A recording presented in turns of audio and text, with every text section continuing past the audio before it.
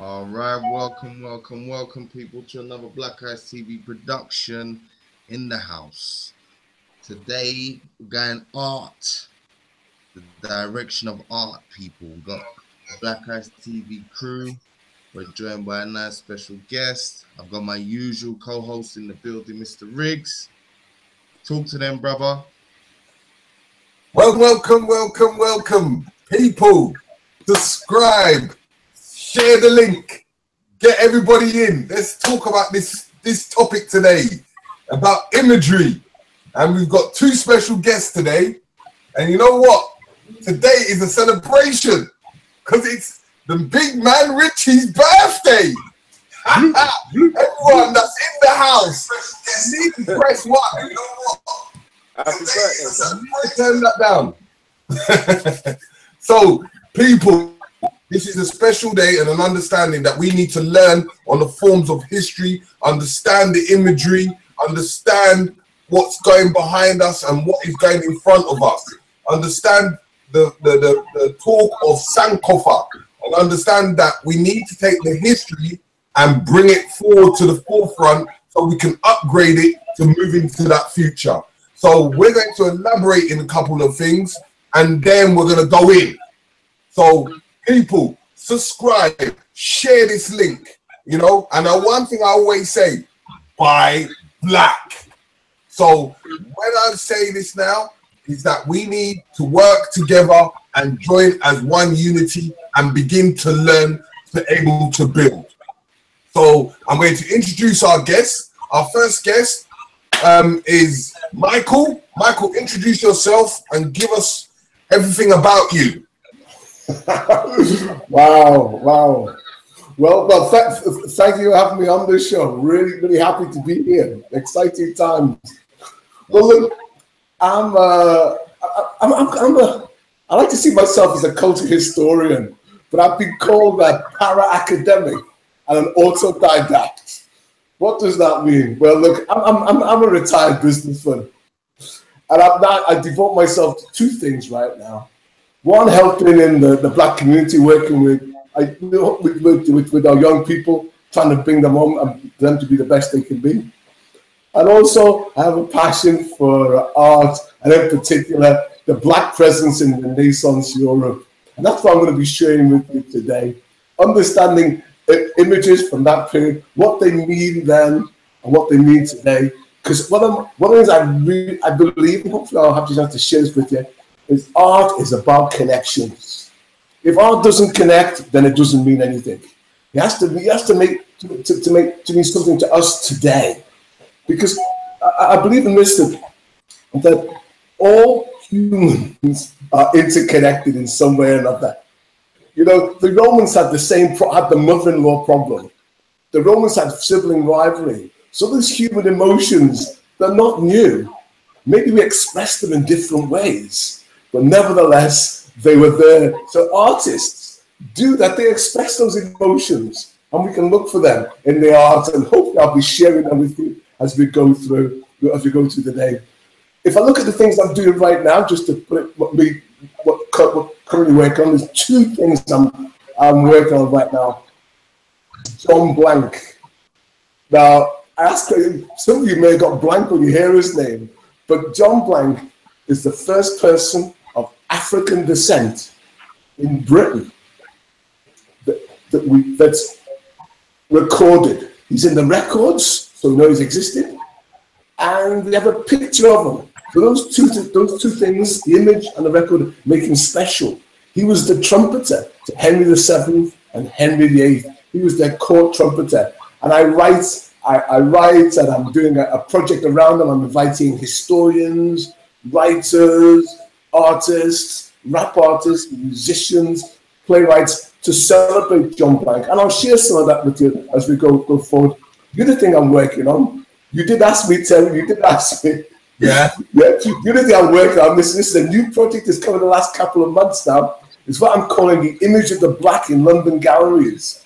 Well, I'm working with a number of tour companies, and I take people on guided tours to show them the black presence in the national collection, in the National Gallery in Tate Britain, And I'm also doing this October. I'm doing a course on the Black presence in Renaissance art. So hopefully some of you may get a chance to come along to that course. I'm doing it here in London. So look, you asked me what I do, and I gave you an essay. But that's okay. Okay. Now, Reds, I just want you to give the people what you're about, what you're doing, and tell them what you got. Oh, you're broken up there. This is about. Sorry, you broken up. You broke up. Oh, did I break up? I just said, like, just talk about your journey and what you're about and how you've joined the Black Eyes TV 7 and how you're doing this masters to create this documentary that you're doing. Okay. Well, basically, I came from a mentoring background, mentoring disengaged and disadvantaged youths in the educational system at first for about 8 years, and also doing my artists. I used to do a lot of music as well, so that's part of me. So the creative scene has always been a part of me. Then I decided to go and get a degree, but I didn't want to just get it in anything that I'll be bored in, if you get what I mean. So I done it in film production, creative media first.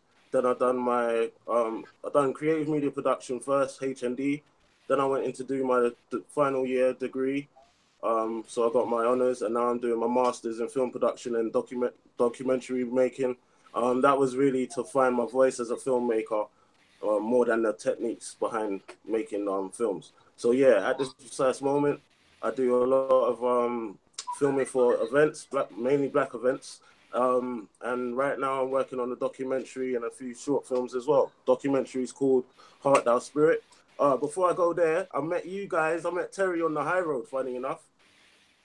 We met, talked, then we linked up, you know what I mean?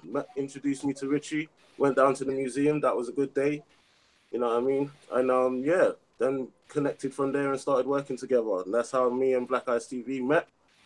And it's never been since then. so this is a celebration for the big boy Richie. This is his birthday present. Birthday. I have to emphasize it. He's a young man now. Hey, listen. But anyway, we're going in. Listen, I got this. Hold up, Terry. Yeah. I'll remind the people, yeah.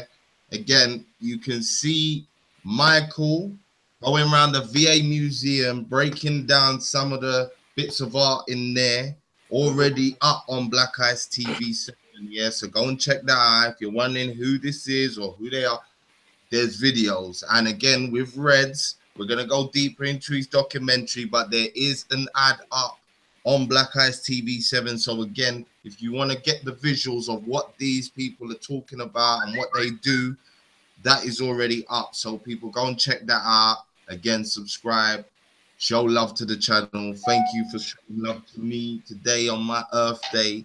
Yeah, let me just, for a quick sec, let the people see my face. Yeah, maybe, just maybe, should I do it? Show your face, man. What you have for? See me there. Yeah. Okay. Big up to the family. Big up for supporting. Yeah. I can't wait to get into this talk today on the art side of the game. So yeah, without further ado, Terry, take us to the next part. Yes. And now, you know what? This is the time that we are going back into history, because history is our first protocol.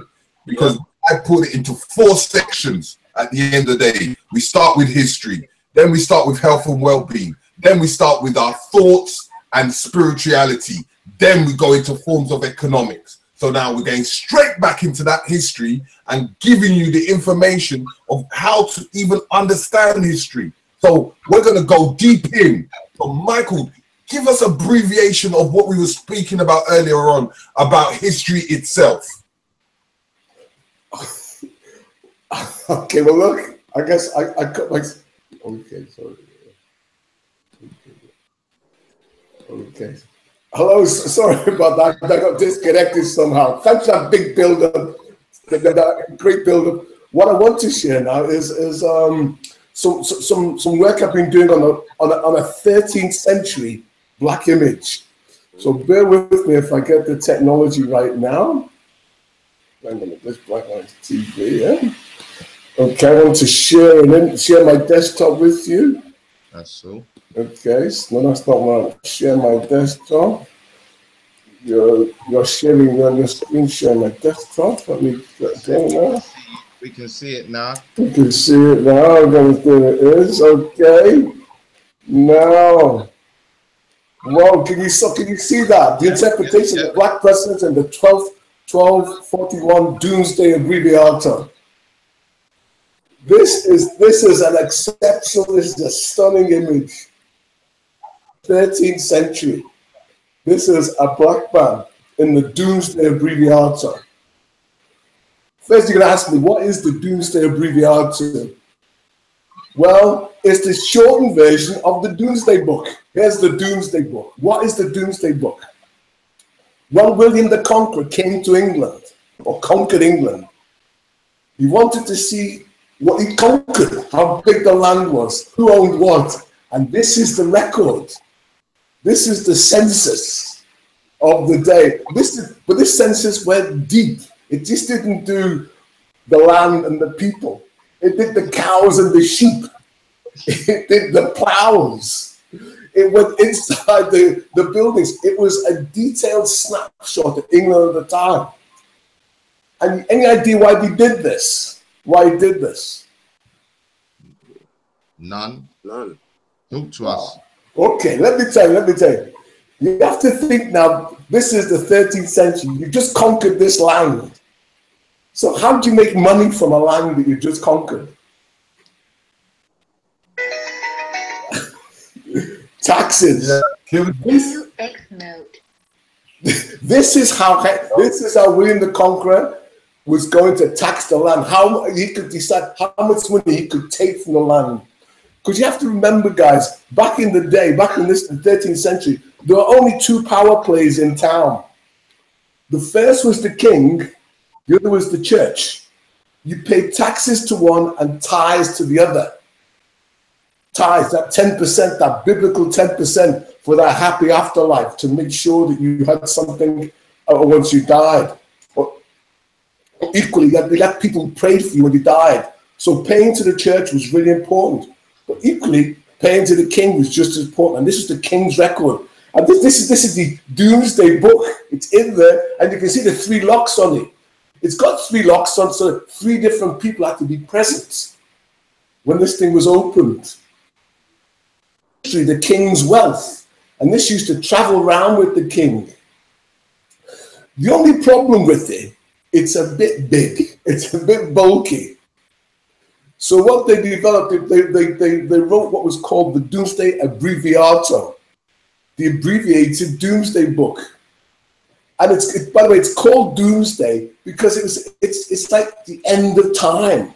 It's like the God summoning up, counting everything that's there, who's there, what they've got. So that for that day of reckoning, it seems kind of an end time thing. But really, this was a thing to create taxes, so the king could get money from his people.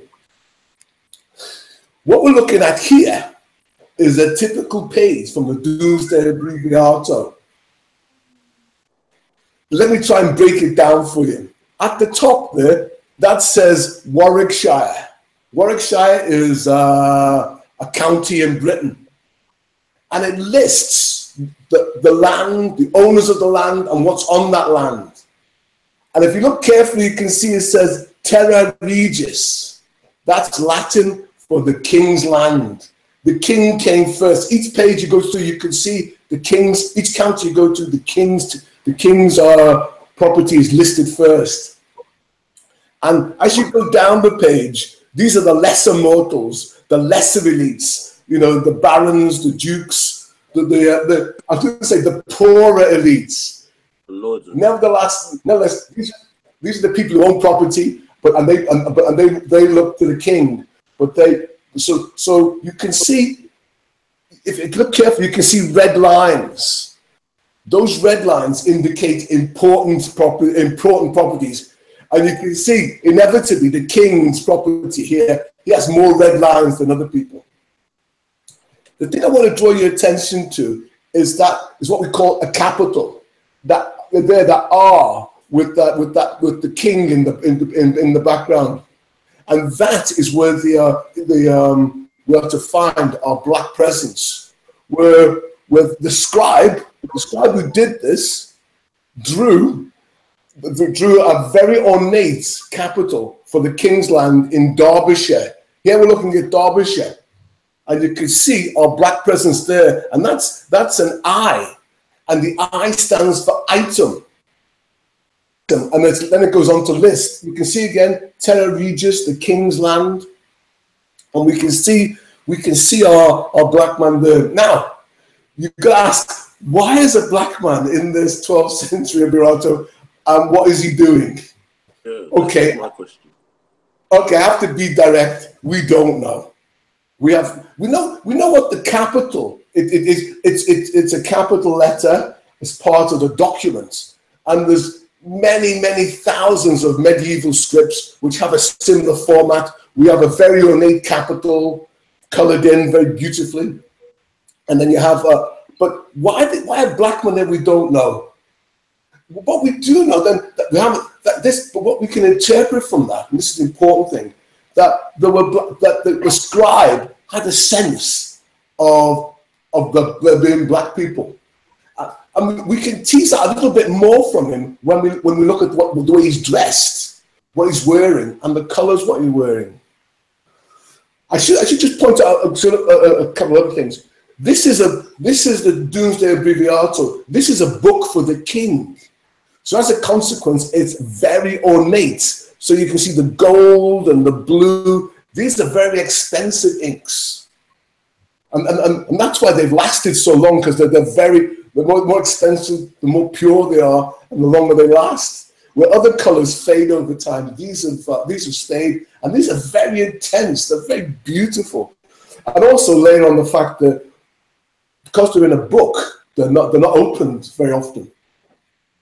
I just to say a few remarks about this document itself, because these are my pictures I actually took of this document, and this document is in the National Archive, as is the Domesday book.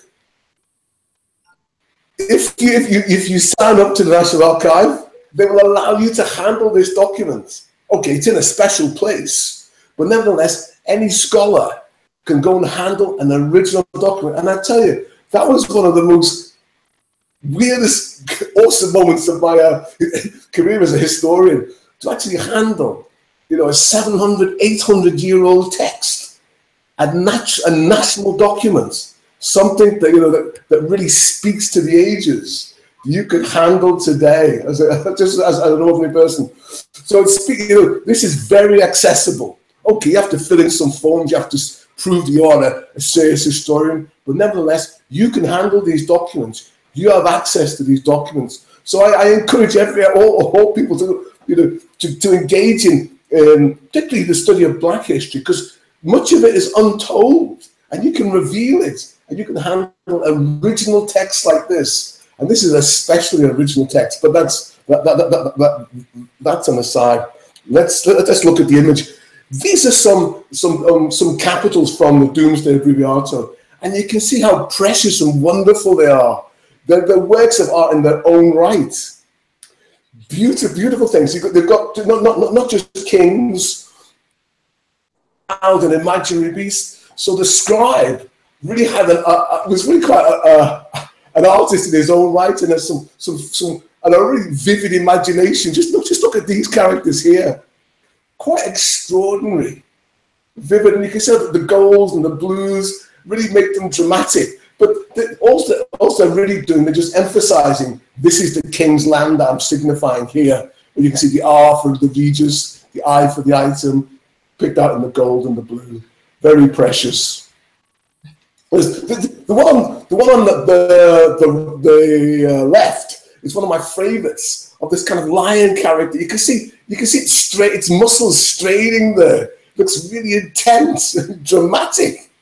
So the artist had some real skills. So very impressive capitals. But coming back to our man here, now I was first drawn to this piece because I saw a very similar dressed person in a document in the V&A, and in a moment. First, I'd just like to talk about a black man in 13th century England. What's going on there? This is a scene from the BBC's portrayal of Robin Hood. Now, I don't know if you know Robin Hood. Robin Hood was a character in the 12th, 13th century in England who literally stole from the rich and gave to the poor. And he surrounded himself with what was known as his merry men. And one of his merry men was Friar Tuck. Now, are you guys familiar with Friar Tuck? Yeah.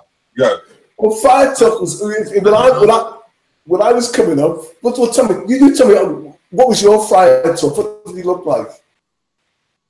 Some He fat was body. brown, bold, drunkard. Exactly. It was a fat piece. Exactly. Now, what the BBC did, and they annoyed a lot of people by this, they made him a black man, and they were outraged. But in reality, he could well have been black, because black friars and priests were well known. There were black saints that were known at the time. I'm thinking of St. Maurice. I'm thinking of St. Bernard. They were known, and so he could well have been black. And this is one of the things I love about history, because history challenges you. History should challenge you in terms of, because you must, your world, history gives you a world view. You look at how other people think, how other people live, how the religions work. It gives you some sense of the other person outside yourself. But also gives you some critical thinking in terms of what is reality, what is possible for that person at that time. Like, for instance, if I was to say to you, Friar Tuck is going to whip out an iPhone, you would say, there's something wrong there. That's your critical thinking at play. The fact that you know the limits of what Friar Tuck. Now, we've got Friar Tuck as black here, and that outraged some people. That's the critical thinking. I have to just tell you a small personal story about cowboys.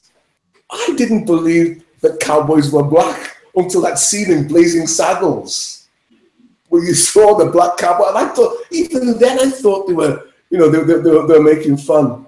But when you read up, what was it? Almost a quarter to a third of cowboys were black or Hispanic. But if you see a John Wayne movie, you wouldn't believe that, would you? So the same way my mind would be turned off to black cowboys, people's minds were turned off to a black Friar Tuck, but it's a real possibility. And that's what history and understanding history gives you, that critical thinking, to have that ability to say, well, it could possibly be black, possibly. But what helps it on its way is one's imagination. So well, it is possible. Then so you've got that worldview linked to your critical thinking faculties and your imagination. So where art like this play or this film, this Robin Hood has been created, is in that space between one's imagination. That's what all great art is created, in that space between your critical thinking and your imagination. One of my bugbears today, and sorry for this, guys, is too many people lack, how can I say, for want of a better word, intellectual curiosity to go on that journey, to think, to question, and then imagine, to ask the questions. You may not have the answer. Go and find the answer. Go and ask other people. Go and search it. Don't just turn off and say, it's not possible. Because, it's a big world. It's a big world. It's all possible. So hence, Friar Tuck could well have been a black man. But look, let me give you some proof that there were black people here. This is Ipswich Man. Are you guys familiar with Ipswich Man? Yeah, I've heard of him in school days. We did a couple projects. Yeah, this was an African found in a grave in a friary in Ipswich, and it's based from the 13th century. And they reconstructed his face, as you can see there from his skull. And what was interesting about this, he wasn't buried in a mass grave like a pauper. He was buried in a grave on his own, indicating that he's perhaps a man of some circumstance. So coming back to our that black image in the Domesday Abbreviated, Ipswich helps us believe that there were black people in England at that time. You know, it was not an impossibility; it was a possibility. And then even go and say, we can say with the presence of Ipswich man, we can say it's a probability that there was black people in England, and it's possible that the scribe would have seen a black person. So I know this is the one most people talk about. This is Prince of Thieves. You're familiar with this? Is Morgan Freeman as the Saracen. And what's interesting here with the backstory to these two is the Crusades. And I think, I know the Crusades played an important part in bringing black people of African descent, into Europe and on into England. Because it makes perfect sense, because there were not only black Muslims, but there were black Christians from Ethiopia. There were Ethiopians who fought against the Muslims. So not only, so when you see a black person in 13th century, here he's probably an Islamic person, but equally, like Friar Tuck, he could have been a Christian. Now, so I'm going to share something that I'm working on right now. Yep, St. Maurice. Yeah, that is St. Maurice from the Magdeburg Cathedral. I had the pleasure of visiting that cathedral a year or so ago and meeting face to face with this. A very moving, very brilliant piece of work. And it's extraordinary. Why is it extraordinary? Because of the vividness of which the black person is portrayed. This is truly exceptional in art, not just in the 13th century, but right through up until probably the 15th, 16th century. Even today, we don't see images of black people so well portrayed. Because when you look at this is a black man, no question. This is not a caricature. The full lips, the flattened nose, and those intense eyes, that broad face. This is a black man. And I love this image, because you're going to say, well, where did it come from? That's a great question. Yeah.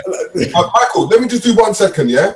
I just want to engage into the audience. I want everyone out there to get to buckling down, getting their pen and paper and sharing this link, whether you share it on the Facebook, whether you share it on the Instagram, whether you share it on the Twitter. And I'd just like to give a big thanks for people that are logging in. And you know what? I want you to even give a thumbs up for Richard, because this is Richard's birthday and we're trying to elaborate on the art and the history of what we're going through. So in that perspective, I want some people to ask questions. Like Reds, have you got any questions so far? Yeah, as far as because obviously you're researching past art, am I correct? Yeah. When you say past art, I mean I do. My focus is on Renaissance art. Okay. But I look at art. I'm interested in black art in general. Okay, so how far has your research taken you thus far?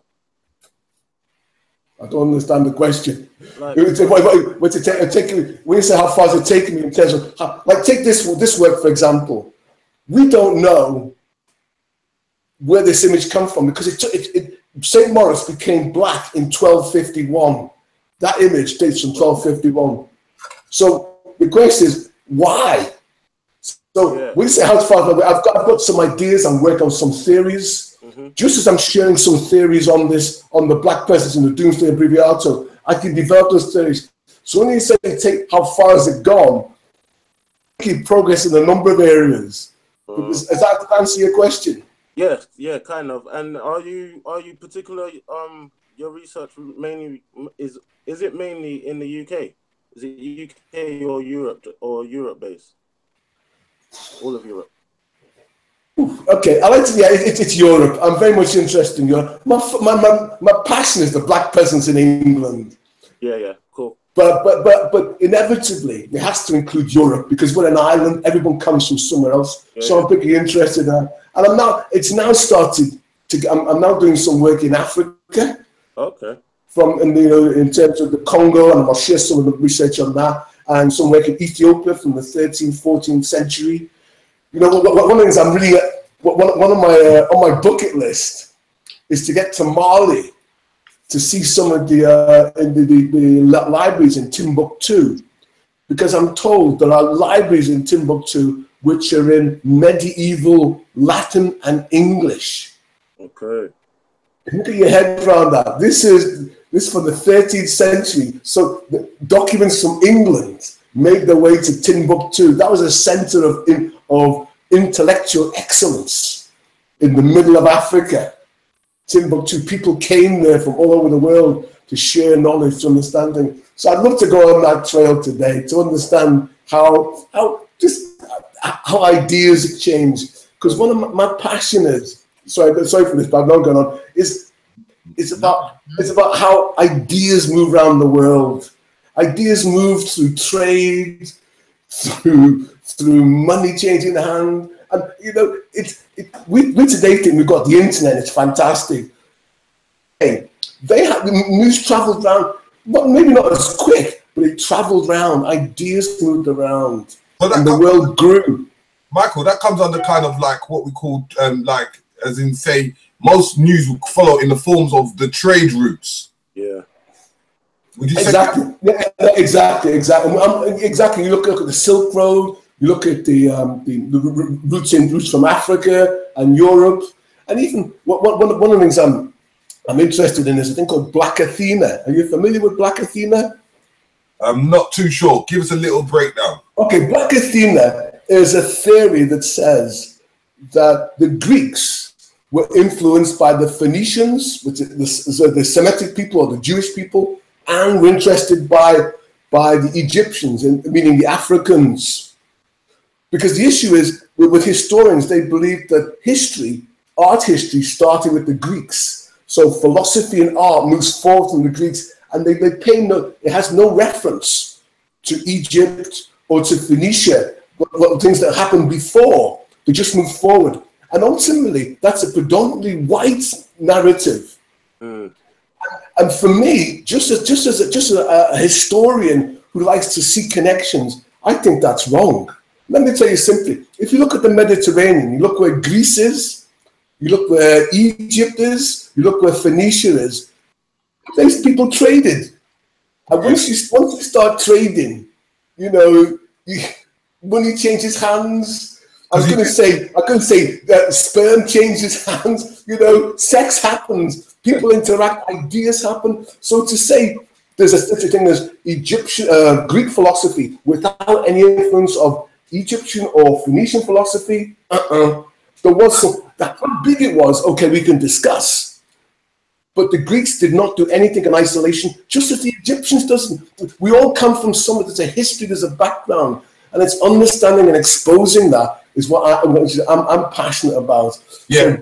So Black Athena serves to say that there is a contribution, and a significant contribution, to so-called canonical white Western European art that has to be traced back to Egypt and back even further. Mm-hmm. Yeah, because like even when the Romans took over, they made sure they tried to get control of cartilage, because they knew around that vicinity that there was a lot of trade going on. So I get where you're coming from. We're talking of Roman trade. One of the stats I love. The Romans had this thing called bread and circuses. So whenever the people would have an uprising, they put on a circus. Mm-hmm. Well, at the height, when they had these circuses, they'd need up to 3,000 animals a week. They were destroyed in these circuses. So that means they had to. There was a method of getting 3,000 animals across. There was a supply chain. So just think of this logistics of feeding that many animals a week who are going to get killed in these gladiator battles or whatever. And these people were supplied a crop from all different parts of Europe, different parts of Africa, across the Mediterranean. So come on, don't tell me that Rome did it on its own. They were connected, trade. Okay, Richie. Yes, Richie, is there any questions or anything you want to speak about before we move ahead? No, at this point, I'm fine. I'm just listening and learning, bro. Okay, so people, hope you're learning and you're getting this information and you're getting a much more understanding of what we're talking about and understanding the forms of imagery. But just a little advert, as I said, always spend black. If you have the opportunity, go and shop in the Ankwell Bean, number 10 Adelaide Grove, Shepherd's Bush, or go to Brixton Hill, Pansy, or in Brixton, or Nata Vitel in Station Road. And please big up all the other TV stations from HMP TV, Titans TV, Contents Over Everything, even Got Kush TV, because we need our media to give the information out there. And you know what? If we don't come together, we can never able to bond. So you know what? Let's get back into this work and let's get deep. Michael, shoot away. Wow. Okay, as I say, we're looking at here at St. Maurice. And St. Maurice, up until 1251, was white. And then he suddenly became black. And one of the theories I'm working on, I'm doing some research on, is why? Why? And there's some Frederick II had a crusade a few years earlier. And it is known, it's documented that he brought back some Ethiopians with him, some black Ethiopians with him. So this could well be a friendly Ethiopian Christian. Or in Frederick's mind, this could be an Ethiopian Christian that he knew and he modeled on. Okay, I don't know that for a fact. I'm doing more research has to be done, but it's I can imagine it. I can put a story together. Now I have to go and look for the facts to see it's possible. Just to finish on this piece, we don't know the artist. We don't know the artist, but this is a man of exceptional talent. And I think I'll just finish off by, you see on the paint, you see the sculpture, you can see the remains of the paint. Paintings, I could say, sculptures were painted in those days and time before. So whenever you see a white statue, think about this. What did it look like in its original color? Part of the denial of black history, when they literally whitewashed, scrubbed these statues to make them white. And there was just been a debate on Twitter when the BBC had a video about a Roman family, and it was a black Roman family. And people were outraged. How could you have a Roman family black? And there was a big discussion about it. And the discussion drifted into statues and said, well, the statues, what, they are white. Rome was white. And for me, that's so negative. Even Mary Beard, a leading scholar, was attacked. A leading classical scholar in Cambridge. She was attacked by equally intelligent people saying, when she said, yes, there were black Romans, it was very feasible, very possible, and yes, the statues were painted, yet she was attacked for it. And for me, what that says is there is a school of thought which is in denial, that wants to paint the history as they see it, and that's it, period. We can't have any change, that's it. So they're writing an imagined history, and it becomes reality in their mind, and it denies all the history.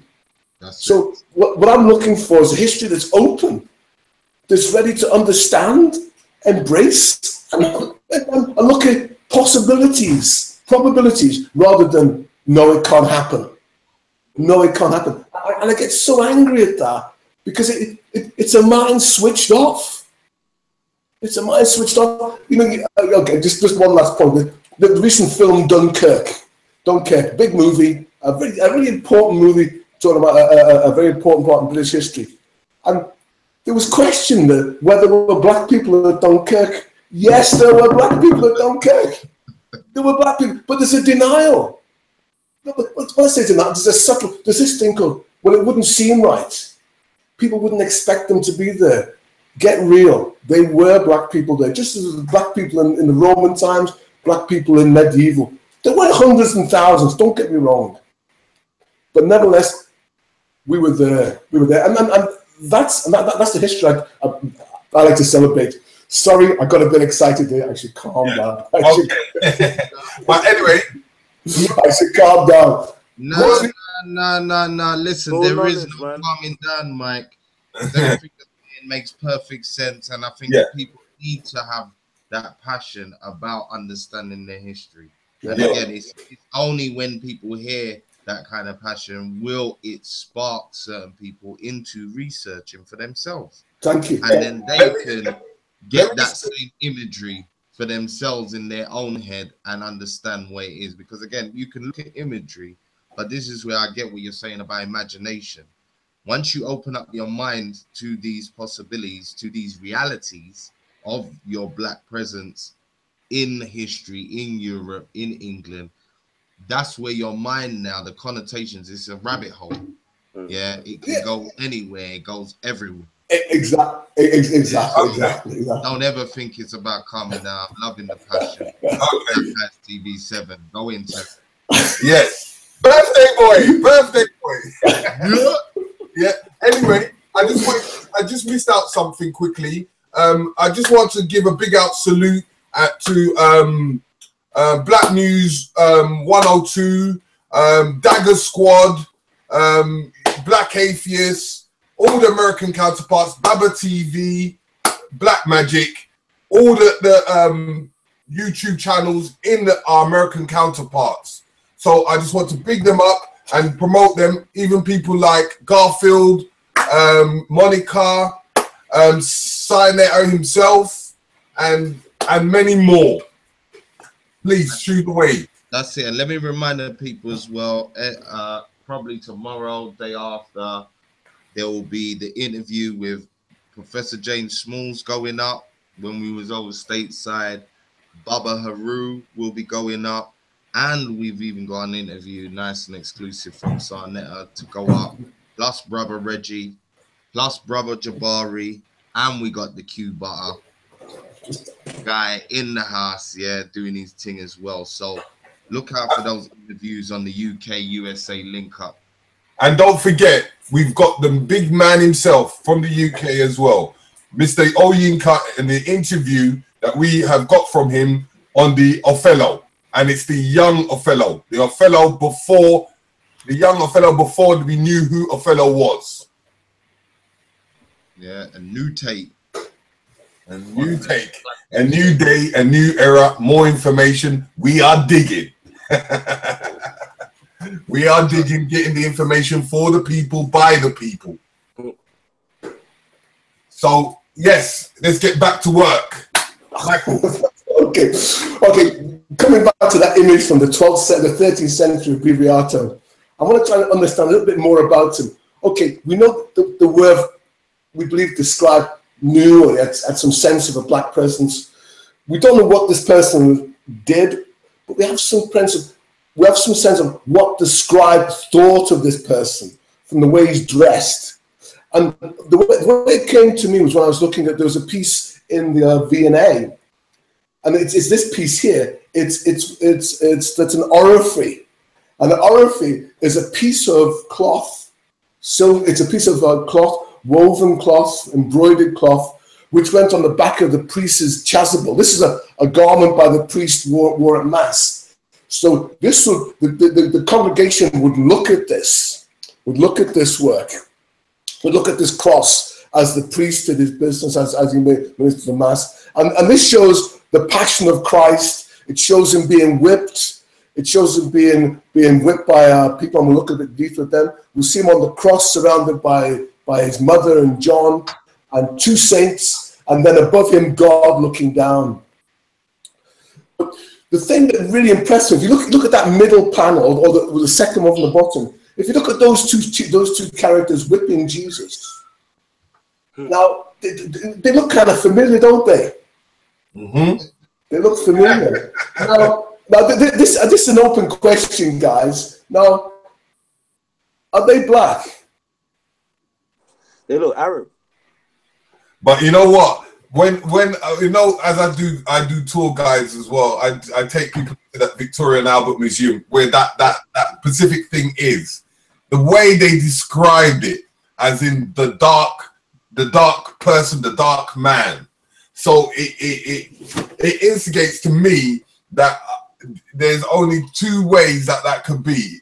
It cannot be a European because the European is what they've painted as Jesus, but the little man on the other side with a little afro looks black to me. Okay, I am with you, Terry. The other guy, he could well be white, but certainly that's a darker skin. And you've got to remember, this is needlework at the finest quality. Opus Angelicum, which is the Opus Angelicus, which is the English needlework, was renowned across Europe for its quality and its excellence. You know, popes and kings had this work. So the guy was intent. I'm sure the guy who painted this, not guy, the people who created that wanted to create a black presence. But the thing that attracted me to it was two things. One, the tunic, the very short tunic. And two, the stripes and checks on the socks. Because if you look, I should say just a few remarks on this this black guy and the whipping of Jesus. This is much later. This is Giotto. This is this is in Italy. But again, you can see the black guy is whipping Jesus.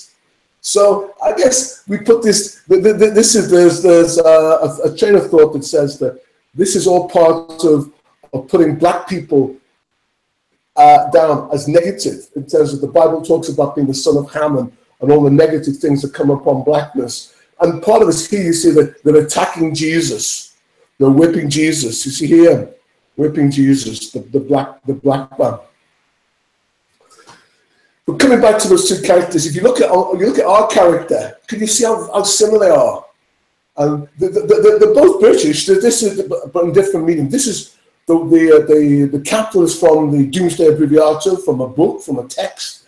The other is from a piece of needlework woven. But they share these characters are common. So they mean something. What do they mean? Well, let's go a bit further. If you look at the oratory, you look at the top, the central scene. You see Christ on the cross, and he's surrounded by his mother, Mary, and John. They're sad that he's died. On the outer side, you see the saints. We see Saint Peter, and if you look very carefully, you can see Peter standing on a rock. He's got the keys to the kingdom, and he's standing on a rock. This is Peter who's going to build the church. He's going to be the first pope. And there's on the right, or the left, your left, is Saint Paul, defender of the faith, with the sword in his hand. And you'll see that they all have long flowing robes. And long flowing robes date back to Roman times, where the elites wore these robes to show their station. And we're talking now about sumptuary laws, where you had to you could only wear certain clothes and certain colors. Like purple, for instance, was reserved for the king, for royalty. And here we have the long flowing robe that is reserved for the elites. We've got Mary and Joseph, Mary and Saint John, obviously they're elites, and the two saints are elites. Just as another smaller side, and we'll come back to this. Can you see how tall the saints are compared to Mary and John, reflecting their significance in terms of, because size matters in much of these works. Size is important. If you go back and we see how big Jesus is compared to these peasants. So who's the more important figure? The important figure dominates the scene, and we'll come back to that metaphor. Size matters. So we can see the same thing with our Domesday Abbreviatur character. You can see he's got the short tunic on, and while the elites have the long robes. So what that it immediately says to us, who is the working man? Who is the elite? You can tell from the way they dress. This is the pinstripe suit and this is the pinstripe suit versus the boots and jeans. You can tell who you can tell their station in life. Look a little bit further about this character. If we look at those their stocking, their hose. I put this in one just to come back to that size matters. This is a Benin bronze, and we can see the Abba, the king. We've got no mistaking who is the king in this Benin bronze, do we? And we know that by his size. So in the same way, we have Jesus here as the main figure. This is an artist. This is the central character. These are minor characters, the smaller characters. So when we look at them, the musicians and the guards are showing smaller. So size matters. Size shows status.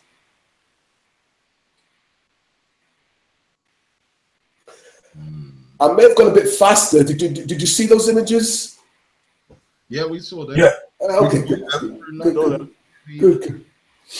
Yeah, if I bring it right up to date with my research, someone asked me how far have I got. This is as far as I've got now. This image. This is a cross from the Congo from the 16th century. It's a cross. Now look, this is a European cross from the same period. Now what's exciting about this, it was illegal for Africans, for Christians who were converted by the Portuguese to make crosses. They had to buy or import the crosses from from Portugal because there was a trade. There was a trade in Europe that was policed, governed, managed by the church. They had special fairs, and you were licensed to sell various objects because there were standards set. They were controlling the message. But here was Africans who took the message for themselves, and this is a really wonderful piece. I've not fully explored it, but I'll just share some thoughts with you. First, if you can look how they've interpreted the paintings into figures, and how they put the figures sitting on the arms of the cross and praying. Who those figures are, I don't know, and the African we don't know, but at least they've taken the European idea and made it their own. And that comes back, that for me is an example of how connections work. Because often black art, and by black art I mean art from Africa, by African artists, is often accused by European art critics of being hybrid, of being copies. And I put it to you, all art is hybrid, all art is copied, because the ideas come from interactions from elsewhere. The piece on the right, the European piece, we could break down and say where those various images come from. So in the same way, we can break the African piece down and say where they come from. We can see its origin. Well, what's intriguing, if you look at the Jesus and you look at his loincloth, you know that cross in the center, that is the symbol for Congo. So this is a Congo Jesus. So this is Africans. Congo, Africans in the Congo in the 16th century, taking ownership of Jesus, putting their spin on Christianity, much to the annoyance of Catholics. So, as I say, I'm just at the early stage of understanding this work and how it relates, because there's letters from the king of the Congo to the Portuguese king asking for more images, because they were hard to get. He wanted more. So I show you this as an example of how Africans had their own art. They were doing it for themselves, and they were Christians. There's an equal art in Ethiopian Christian art. So when you come back, if we move around now to the Crusades, there were not just black Muslims in the Crusade, but there were black Christians in the Crusades. So they could well have made their way into Europe.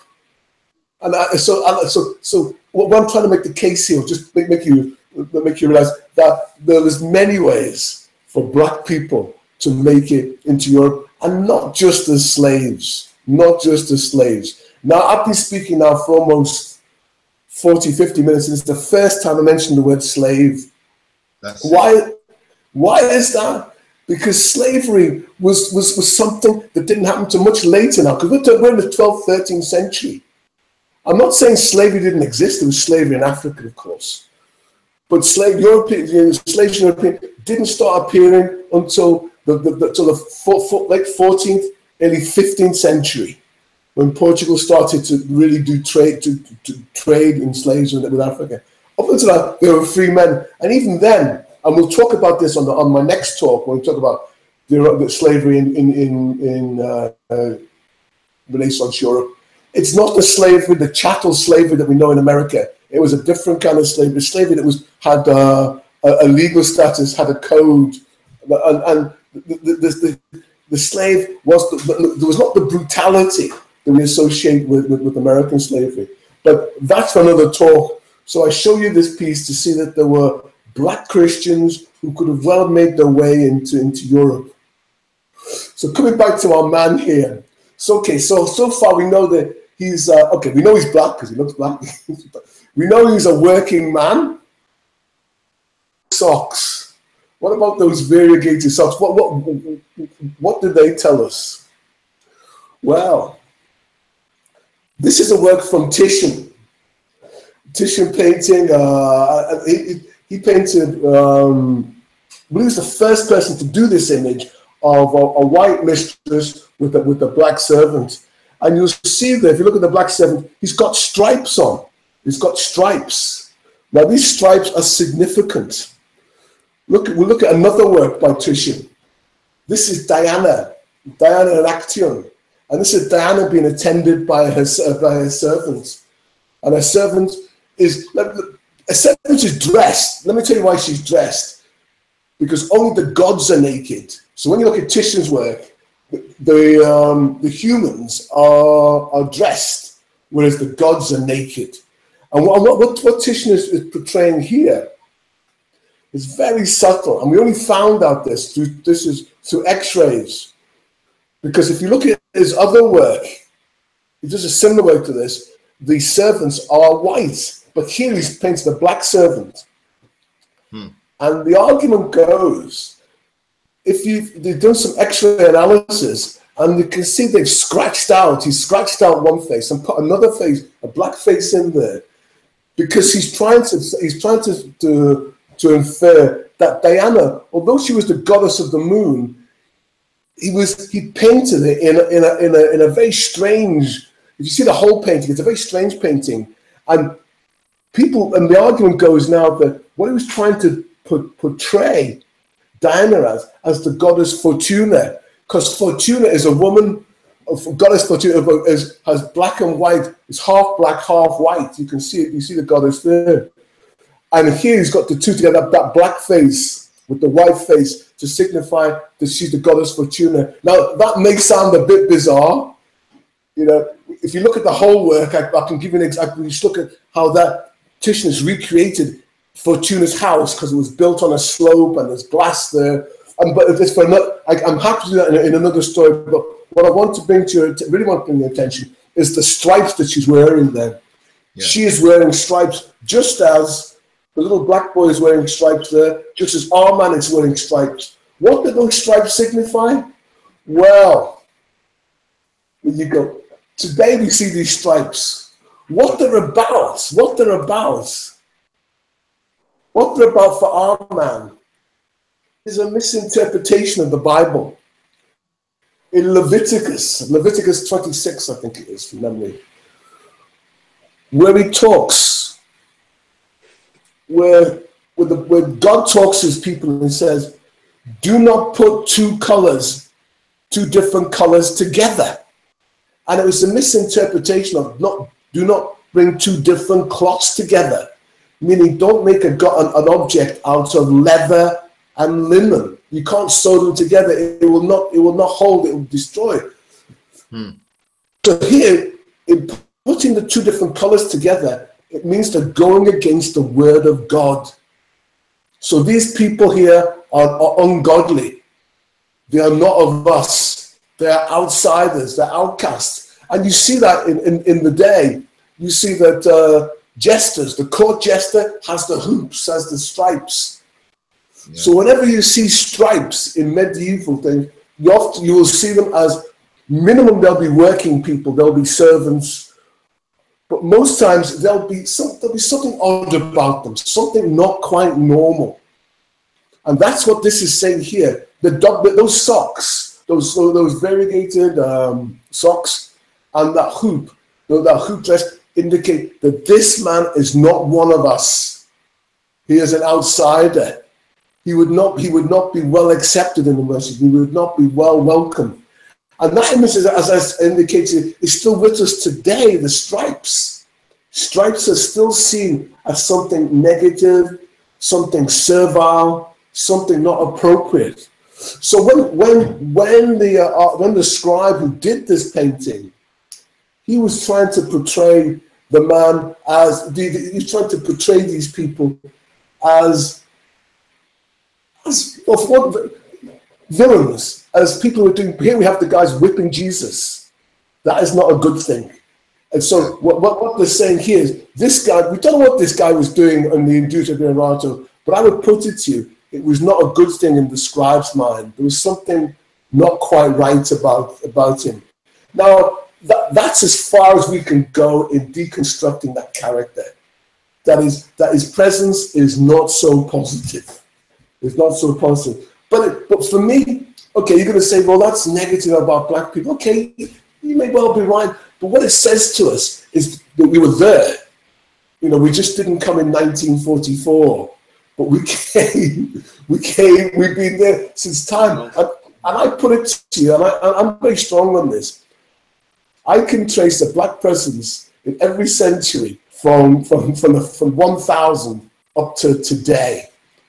And I talk about the fact that back in the time, we were subjects of economic capital.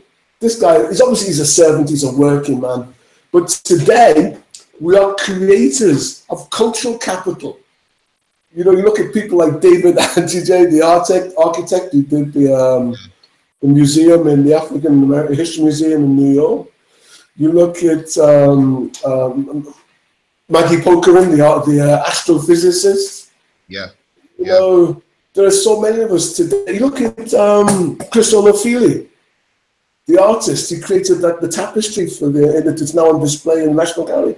These are creating capital, cultural capital, things that say something about who we are and how we live in the world today. And that's what I find exciting, the journey we've been on. So what we're looking at here is the start when we were subjects of capital culture. We've moved on. Look, I was going to finish by sharing an image with you. I'm sure you all know this image. No, teach, brother, teach. Oh my! I've seen that image before. Wow. Wow. This image is exactly the same as that the one I've just shown you now. The big difference is this is an elite. We don't know who he is. We don't know what he did, but we know this is not a working man. This is not one of these guys. He's not one of the guys that we saw whipping Jesus or hanging in. He's not one of those guys whipping Jesus or hanging in Domesday Abbreviato. He's an elite. Why do we know he's an elite? Let me tell you why we know he's an elite. First, if you look at that belt, you look at those fine leather gloves, you look at the cap on his head, but also when you look at his demeanor, he looks like a man of circumstance. He's painted by Jan Mansurat, an artist from the 15th century who painted many elites, and I'll share one with you in a moment. So what we do know that he mixed with other elites, and I'll show you this. This is what's his name? Jan Wassenaar, and can you see the similarity in the drawing with the fine gloves, The hat, the hat with the bat and the posture, the whole composition. This is Jan Mansura painting an elite. Let me just tell you why we know this guy is an elite. That, you look here, see, that is the symbol of the golden fleece. The Society of the Golden Fleece. This was the elites of Europe came together. And what was almost like a secret society, the kings and queens of Europe met. And you know what? This society is still with us today. The Golden Fleece Society. Our Queen and Prince Philip are members of this society. All these kings, queens, these excellences, these dukes, the elites of Europe, they come together. You know, you've heard of Bilderberg, the Bilderberg group, you've heard of Davos. Well, this is the same thing. This is for the real elites. This is where the real money. This is the people who look after themselves. The King of Spain, the Queen of Denmark. They all know each other in the Gulf. And it dates back to the 14th century.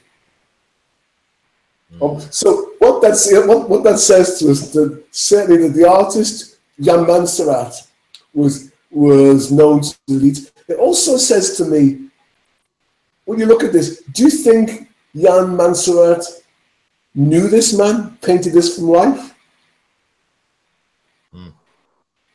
Probably. Yeah, because it looks very real. But if you look at our man before, he didn't look so real, did he? Look, it was almost like a caricature.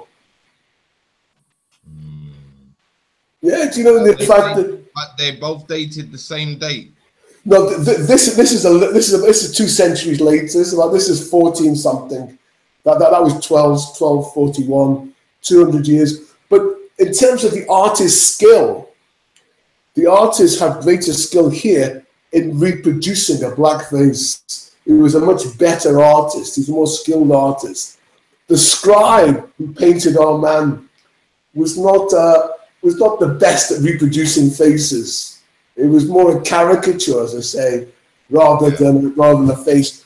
But it was clearly a black face, but not a face that you would recognize and give a name to as we have here. Sadly, we can't give a name to this man. But we do know he existed and he was in Leeds. So if we move forward a little bit, I'll come on to my man, John Blanke. And John Blanke, we reverted to now to that. This is an English piece on the left. Look at John Blanke here. He was the trumpeter depicted on that role, the Westminster tournament role, a role that's commissioned by Henry VIII. He was the trumpeter to Henry VIII. Now again, you could see that is not a black man, is it? It's a caricature of a black man. But it was the artist trying to say there was a black man here. If you look very carefully, you can see he's got a white hand. And what that says is that the artist he drew all the other bodies first, and then he just put the head on. I just gave him a black head to be that little bit different, to indicate a black presence in this object. In terms of time, this is 1411. The piece, the Domesday Buriata was 1241. So it's about 200 years. But this, again, it's in Britain. And the argument goes, and people will not like this, Britain is not known for its artists, for its artist skill. There aren't that many great British artists. There's one or two pieces, but their rarity just underlines the paucity of artist skills. Whereas in continental Europe, there were many artists. Why is that? Well, it's quite simple. It's about power. Because the Continentals wanted to use the image to show that they were there, they had presence. Because up until this time, the main users of images was the church. The church used those images to portray its power. You know, the power of the cross, the power of Jesus, and that was seen through these images as explained by the priest. So the kings and queens wanted images of themselves which could be taken around and shown to others to show them who they are. Because remember, You're paying taxes to one, ties to the other. You want to see these people. So I would argue that in Britain, it's only now in the 14th, 15th century things have settled down. Because up until this time, we were always fighting each other. Not until the Battle of Bosworth in, what was it, 1485 or something, that Britain came together. Up until that time, they were just warring factions. Whereas in Europe, there were wars in Europe, but it was much more settled. There was much more the concept of states and kingdoms, and where the image of the king or queen was promulgated was important. And you can see that going forward now. If you look at Henry VIII, I've got all pictures here of Henry VIII or Elizabeth I. There's thousands of images of both of them, because they knew the importance of spreading their image, getting the image out, and that comes from Europe, from the Catholic Church, and the importance of the power of the image. But here's our man John Blanke, a caricature, and he appears twice on the Westminster Tournament roll, at the beginning and at the end. And the first he appears, the condition is not so good. But the second time he appears, the condition is quite good, because remember, this is a scroll, and it's only taken out very rarely, so it's been quite well protected over the years. So it's almost 600 years old, so it's still in beautiful condition. So what I'm doing now, if I come on to John Blanke, and I'd like to have another session where I take you through John Blanke and what his image means, how we can talk about his image. So because we can imagine John Blanke, because this is not John Blanke. He didn't look like that, but we know a little bit about him from his court records. We know he was paid wages, so he certainly wasn't a slave. He petitioned the king for a wage, so obviously a wage increase. So he was a man of, he wasn't easily put down. He stood up for himself. And he must have been of some talent, because the king gave him a wedding present. So we know these things about him. So from those few facts and this picture, I work with artists, musicians, historians, writers, to recreate, to reimagine their John Blanke. So going back to what I spoke about earlier, the importance of imagination. And when you're having that world view that history gives you, with that critical thinking, when you got that intellectual curiosity to ask the questions of your imagination, to imagine what John Blanke would be like. So that is what the John Blanke project is about, where we imagine the Black Tudor trumpeter, and we see what it was, how he could be, and give him a real presence, other than just those few images and those few memories in the record. Because images speak to us. And we have the opportunity to develop that. In fact, not the opportunity, I think we have the duty to look at these images, to bring them to life and reinvent them, reinterpret them, make them relevant for us today. Because I think that too often we see things in isolation, and we don't make connections with what they mean to us today. Because what goes around, it comes around. So on that note, I'd like to finish. Okay. Basically, I want to ask the people out there, if you have any questions to ask, put it into the inbox and start firing away. But Richie, is there anything you want to ask? No, listen, we've covered the bases, yeah. Yeah. And again, like, I'm reading the chat room, I was just talking with somebody who was just asking, what's the point of this? And I just want to tell people again, like, these facts that my brother Michael is bringing here, I know for a fact these things are overlooked. And I don't know about people in the rest of the world, but for people in the UK, this is stuff that museums and places that we're taking in school all the time, on these boring school trips, and nobody is pointing out these factors. Nobody doesn't know about them. And for a lot of our children that are still going to normal school, they're going on these trips and nobody's pointing this stuff out, so it's irrelevant to them. and it's a big chunk of empowerment that they can be taken away to know where they're at, where they're placed, and that again, as Black people, we're planetary.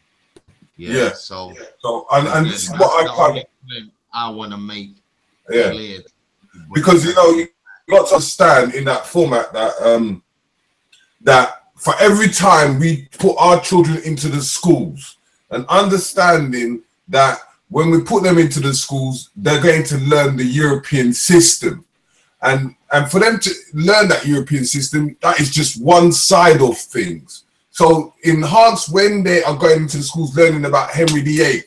You've got, as Michael was talking about, the John Blanke. John Blanke was at the same period, at the same time, through Henry VII to the Henry VIII, who was a Black person, who was a person of importance, because even there is an evidence showing that he demanded money and he got it in the times when Henry VIII was chopping a lot of people's heads off. So you got to see that we were relevant and important in that period, and understanding that history at that time of what we did. We're only doing the same sort of things now, but in a more of an upgrade way. So I get where everything's come from, but then there's some people that may say, you know what, this is not for me, blah, blah, blah, blah. But then there is people that are here to come and learn. So if you come here to learn, then just listen out, teach your children, show them certain things. So when they go to the school, you can say, you know what? Yeah, you're learning about Henry VIII, but you know what? I know about John Blanke. Do you understand? So we give them that kind of information. So I'm just giving out another shout out to people. Hope you're enjoying it. And I just want you to ask questions, because when we have people of importance that comes onto this channel, we want to ask these questions. We want to investigate, because history is our first critical point. Yeah, I agree with that. You know what I mean? So, and we need that understanding. So, yeah, Richie. Yeah, right. And we move into my brother, the newest team member, Redulus. Yeah, let's start to deal with your documentary now, as we Yes, move brother. to modern day art field. Yeah, Okay. of Well, visuals and art. Talk to us, brother, about your experience, and again, tell the people now in depth a bit about your documentary. And again, I want to remind the people, while my brother's talking, there is an advert for his documentary, Jared's, on Black Ice TV 7, and you can go to his YouTube channel, Free Souls. Go there, subscribe, support him. But there is an advert for the documentary we're about to talk about. But yeah, Reds, break it down for us. Talk about it. all right. Well, it kind of just started with well, it started at uni. Obviously, it started as a uni project, as an experimental film at first, and then basically what I done, the film, I wanted to go further with it. So basically, it's titled Heart Thou Spirit, and Heart Thou Spirit documentary and the experimental film, and there's gonna be a whole brand of visual imagery in relative to that whole package. Basically, we're delving into the realms of Afrofuturism. Afrofuturism is basically looking into the diaspora of African civilization. It was coined by a guy called Mark Deary in 1993. So you can look him up. He coined the word Afrofuturism. I think he's American. I'm not quite sure, but yeah. So I'm delving into that era. So it looks at the anthropological mind state of us now, and what the possibilities are in the future when we put African spirituality to practice. So I'm basically putting that on a visual image, simplifying it so it's totally understandable and universal to all the Afro minds out there as well, and all other races as well, so they can understand African spirituality and in the modern sense and postmodern sense, if that makes sense. We're hearing you. We're hearing you. All right, cool. So basically, what I've done with this documentary is that I'm tying the heart, because the heart is very symbolic in many features, many cultures as well. And what you'll find is that all the African, well, most of the African spiritual systems which I've researched so far has the heart in common. So I'm basically investigating, speaking to people in the UK who practice African spirituality and giving their thoughts on it, and also what their mindset will think. Also their thoughts on what they feel if Afro people practice African spirituality, what would it be like in 100 years' time? All right. Yeah. All right. Yeah. Cool, cool. All right. So why am I doing it? Why do I involve the heart? Well, the heart, as we know, it works at 5 watts, and the brain works at 20 watts. But the electromagnetic field which it emits is 60 times that greater of the brain. So what we gotta look at is that the connectivity of thinking from the heart, feeling with the mind, and how that prospect lies within African spirituality as well. So because a lot of people think the heart's just there, yeah, it carries emotions and feelings. It's a bit more than that. It's got more of an encetric system of itself. It carries 40,000 neuron cells.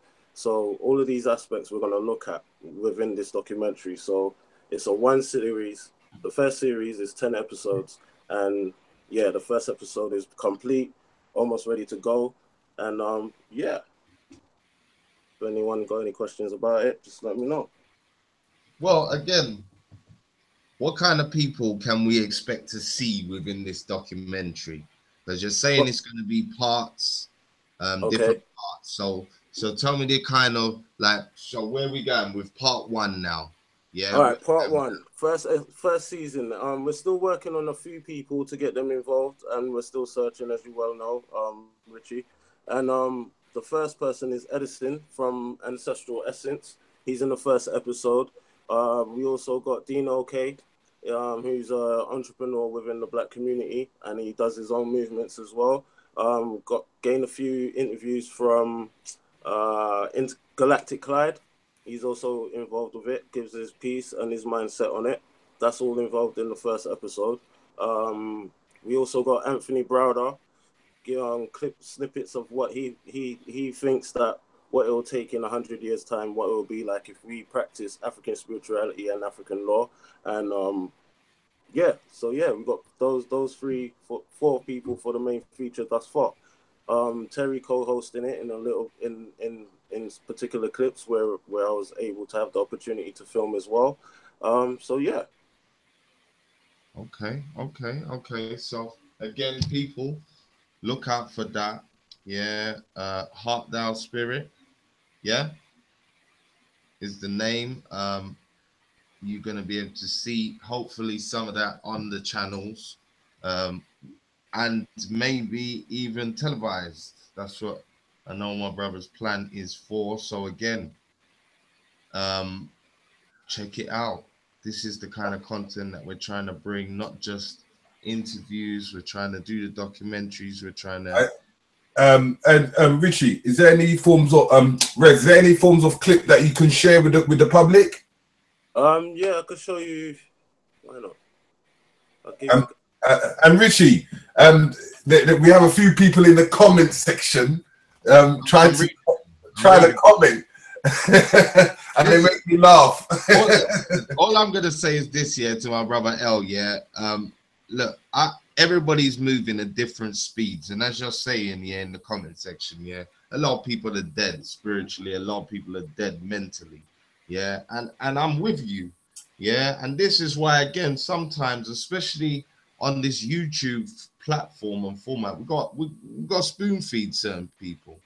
Yeah, we got to come with stuff at a rate that people can hopefully get something that will spark their synapses and make them go and do some study. You understand? That's where it starts, because again, I tell people all the time, you can watch a YouTube channel, you can watch a YouTube video, subscribe to Black Eyes TV. Like, it's all good. But the realness of it is that for you to really learn something, you're going to have to pick up a book, you're going to have to leave your house, you're going to have to do some proper research. And that is why there's only a certain amount of people that do this thing. Yeah? There's only a certain amount of feet on the ground. You understand? So I'm feeling you. Yeah. And again, we'll have shows that will be supposedly deeper or into subject matters that appeal to certain people, like my brother L, who's commenting in the section. But then we'll have shows that we feel are educational for the mass on a whole, and they're more thought-provoking, and we'll start off that synopsis of thought that will take you to a book, that will take you back to the museum, that will take you out with your own camera and stuff to do your own, you know, art and visual aids and all the rest of it to help your community. You understand? Because they don't understand on the levels that at the end of the day, this platform is for our people, as in black people. So it doesn't matter what information it is. It can come from entertainment. It can come from religious status. It can come from organizations. It can come from every aspect that black people do, even the forms of economics. So when we're trying to dictate or we're trying to give you the information out there, it's for the range of all different types of people. It's not just a Pacific. So we're not just going to say we're going to concentrate on this one or on that one or black consciousness. We're concentrating on a broader region because this platform is for our people to able to build and come together as one people. And this is the concept that a lot of people are missing. Listen, let me say something. Sorry, one sec, Mike, before I have you come in, let me just say something, yeah? When people say black consciousness, this is my opinion on this, yeah? All of what you see, all of reality is black consciousness, yeah? This is what people need to understand, yeah? There's nothing that we can be talking about that doesn't come under a black paradigm, yeah? Whether you like it or not, whether you understand what I'm saying to you or not, that is a fact. Yeah, it's a fact. So, you know what I'm saying? With that, Mike, what was you about to say, brother? You know, it always saddens when people say, well, that's our history, doesn't matter. Let me tell you, history matters, man. Let me tell you, because I grew up when I went to school, there was no black people in my history. The only bit, there's a bit of slavery. You know, and I believe now we live in exciting times where we look at black history, not just about slavery or colonialism. You know, those things happen, but we made a bigger contribution. And what's really exciting about today is there's the books being written right now that really celebrate the black history from then to the present day. You know, look at David Olusoga, Miranda Kaufman, Onyeka. They're writing books about our black British history, which is inclusive, not exclusive. Because the problem with history in the past is whenever they did history in school, the black kid was always on the back foot. They were always the victim. The slavery victim, the immigration victim. But no, there's a history beyond that. Which the one I like to talk about is the Bristol bus strike boycott, where these black drivers in Bristol in the 60s, when they went on strike against the bus company, the bus drivers, the black bus drivers, because they were being discriminated against, and they fought to get equal rights. Now the problem is we know more about the bus boycott in Birmingham and the civil rights of America than we do about our own black British history. That we stood up, we literally stand on the feet of giants, stand on the shoulders of giants. So all these people are saying, why are you doing this? I say, well, look, we're doing it so that our children know who they are, how they fit into this world, that they have a place in this country, they have a right to be here, they have a history that goes back a long way, and it's an illustrious history. I say, I'll finish on this. I argue that black people have been in or around the seat of power since for centuries in England. Okay, we've not been kings and queens. Okay, we can discuss that, but certainly we've been the servants of many kings, the assistants to many elites. I'm thinking of Samuel Barber, you know, and his assistant. I'm thinking of Darwin, Charles Darwin. He had Edmondson, his assistant. We were there. We were helping out. We were part of it, and that's why history is important. So I get angry when people say, "Why are we studying this stuff?" Because what's happened with that person? Their intellectual curiosity has failed them. Their imaginations failed them. they can only see a worldview from what they've been given. History expands your worldview. Thank you for listening. No, that is it. Listen, Mike, what you're saying is real talk, brother. Yeah. And as I would say as well, is like as I said to Brother L, you know, I'm not going to say anymore, but what I say to him is that he has to understand that every program we do is a different topic. So when we come to mystery and magical systems, we will have them topics, we will have them teachers, we will have them lecturers. We provide as much as we can for the general public, because it's about education, about educating our people in different genres, even if it has to even come into forms of Christianity. We want people to understand what they are going to that church for, understand the history. If they're talking about Islam, the same thing. If you want to go into the forms of Orisha, I can break it all down for you. So it's having that understanding behind these systems on different platforms at different times. And today we're talking about the history of art. So this is all I've got to say about that. Listen, it's all good. I've enjoyed the show today. I want to say big up to everybody again who's been watching, keeping it lively in the chat. Yeah, I want to say thank you, Michael. Yes. Well. But did Red say he was going to play the video? Yeah, play it if you want. Red has got it queued up. Don't worry. Yeah. What do you want? The trailer or the intro? I could play the intro if you want. No, let's play us the little intro that we got up on the channel. All right, yeah. All right. I can do that. Yeah. And that way people can just see a little bit of what's going on and what it's about. Yeah, give me 2 seconds. Yeah. Cue that up. But yeah, again, thank you to Michael for coming on today and sharing some of his knowledge and wisdom. Again, Mike, you know what? Just while we're getting ready to cue it up, tell the people where they can find you in the different platforms. Oh man, that's a great question. Thank you for that. The first, I want everyone to go to johnblanke.com. That's it, johnblanke.com. You'll find me there. And then you see what my project I'm bringing together. I've got almost over 50 artists, historians, musicians coming together to celebrate John Blanke. We're going to have an event at the British Library. It's going to be an event at the College of Arms. And what we're going to have with people talk about how they imagine John Blanke. Because our strapline is, imagine the Black Tudor trumpeter. So to all those people out there who said, what's the point of this? I'll tell you, it's about imagination.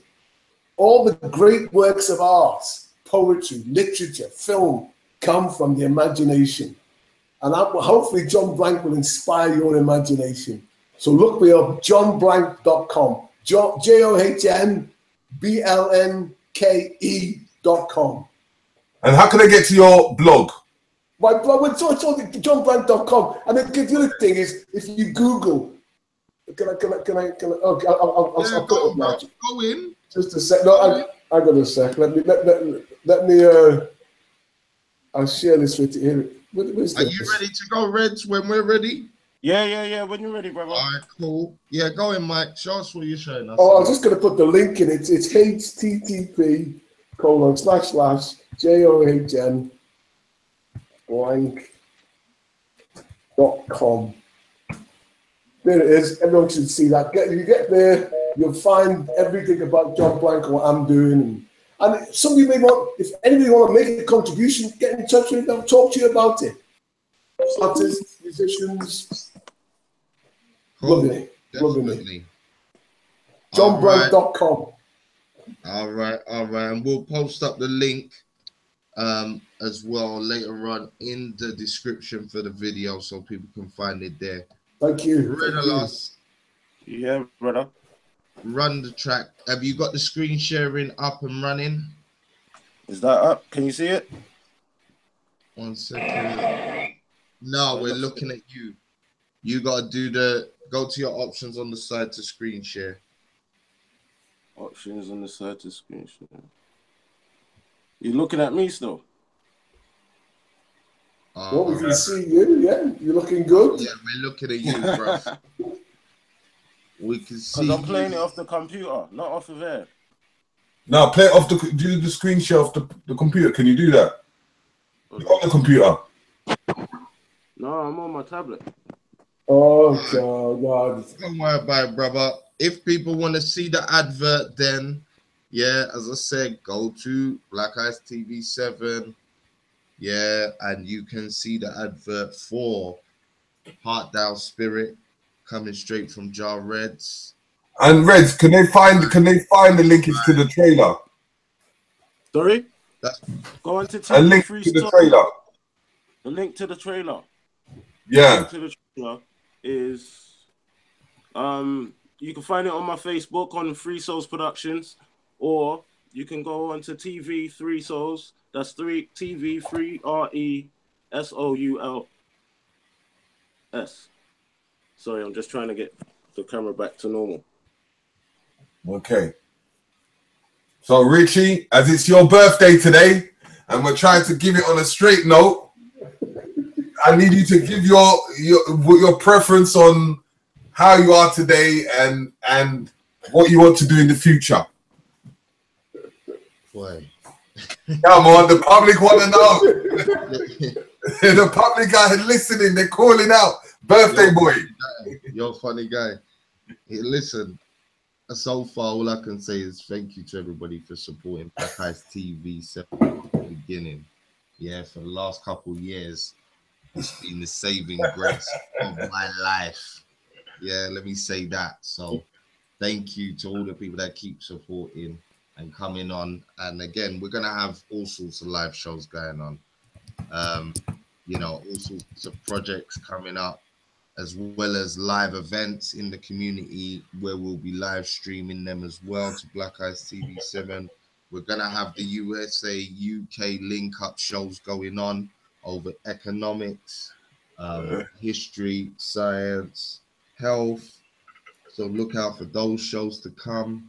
You'll see us in the community, as I said, on the streets of London, Birmingham, Manchester, and look out for Black Eyes TV in Europe, because we're going to be in Amsterdam soon. We're going to be in Paris. So, yeah, we're going to just be trying to string this network, this Black community together. And again, big up to Black media everywhere. Yeah, HMP TV, Titans TV, Got Kush TV, Content Over Everything, Sarnetta, Baba TV, Black Magic. Yeah, thank you to everybody that is contributing to getting the information out. As well, look out. Hopefully next week should be the launch of blackeyestores.com. Look out for that. There's going to be the complete Red Pill clothing line on there exclusively coming to Europe. So yeah, we're going to have some bits there. We're going to have the Nagas footwear. We're going to have some English brands. We're going to have Queen of Fua's health products on there. We're going to have a few things. Armor Ross. As well as Inkies. And you're going to even have my clothing brand coming soon. Woo! Exclusive announcement for those people who didn't realize that he slipped that in neatly, but that's the first he's let me know now that he will be putting those nice shiny clothes that you always see Mr. Riggs rocking at all of the events. Yeah, so yeah, those will be on the site as well. So look out for that. Black economics. Yeah. And it's about building and empowering ourselves. And before anything as well, Rich, let me just go on a few things of future tenses. Is that on the 14th of September at 9 o'clock sharp as usual, we have the destruction of children in schools. We have a woman called Cheryl Phoenix, who's got the Black agenda, and she'll be alongside Monica and Dr. Moyat and Dr. Moyat's mother, who was a principal in a school which was almost collapsing, which she raised back in the States. So that's going to be some very good information. Secondly, we've got the Power Sisters on the 28th of September, which will now proceed in us from the building and bonding. We're now beginning to build events to that international community conference and gathering all women to come together. So that's on the 28th. So we're expecting all our sisters to come together from the United States all the way to the UK. It's that link up. Then on the third thing that we have, as we got from the 1st to the 8th, we've got the Kings and Queens event coming up, which we had a little information two shows back, which we was talking on information about relationships. So the events are going to be from the 1st to the 8th. Look out and check that out. We have Boyce Watkins coming on the 13th of October, which is going to be a great event. We've got Ancient Future, who's got two events. One is the Circle of Unbroken Women Only Circle, which is on the 11th of October from 6 till 9 on a Wednesday. Then they've got another event, which is the Sacred Feminine Explored. So that will be on the 8th of October, which if you go to any of my Facebook or Instagram, which I will highlight and give you the addresses and details. So just go to Facebook, Terry Mr. Riggs, and you will get all these information of all these events, because October is going to be a hectic month of a lot of people doing events. We are going to be filming most of them, and we're going to be majority trying to give you the information that the people need in the UK and as the rest of the world. Thank you. No doubt, no doubt. Yeah, and again, listen, people, this is the people's channel. So let me stress this, yeah. When we have these shows, you need to come with questions. I can come with my points and my own opinion, which is great. You know, I think it's great. It's my opinion. And Terry can come with his, and we can ask certain questions that we think are poignant to the guests and whatever. But again, the people out here that's watching in the chat room, that's why I've enjoyed this show today, because there's been some banter going back and forth, and I like that. You get me? But again, come with some questions. If you think I'm not asking the right question, or Terry needs to ask something, say it, speak it.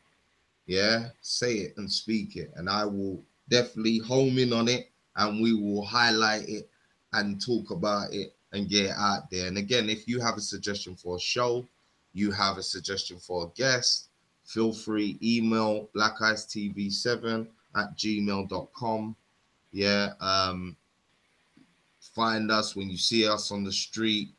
Just stop us and tell us what you think, innit? Facebook, Instagram, it's all there, Black Eyes TV7. Go there, drop your comments, let me know, and I will structure shows accordingly for the people, because this is the channel of the people. So on that note, I will say thank you again to everybody that's been watching. Big up to everybody that's come and checked me on my birthday. Shout out to Vanessa. Yeah. Shout out. Yeah. Been there supporting me from day, I have to say. Let me just give her an online shout out. Yeah, making noise next door. And thank you, everybody. We're out. Peace. Peace. Okay.